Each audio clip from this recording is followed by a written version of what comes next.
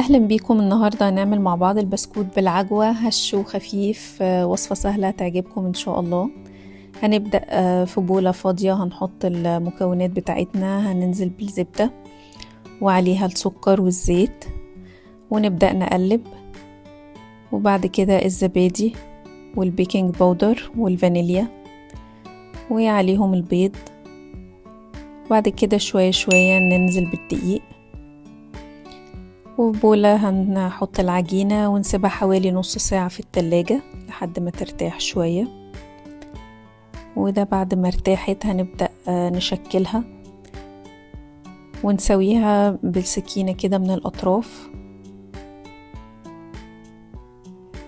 ونحط فيها العجوة رول كده ونحاول نقفل عليها بالراحة ونظبطها كده مع بعض عشان تبقى متساوية.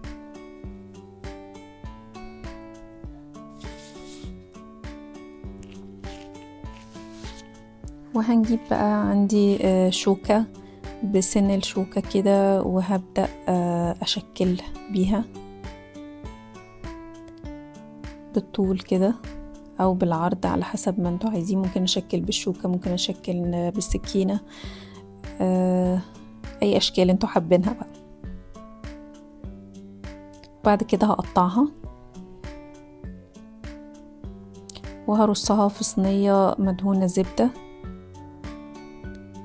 جربوها وقولوا لي رأيكم، وما تنسوش اللايك والسبسكرايب.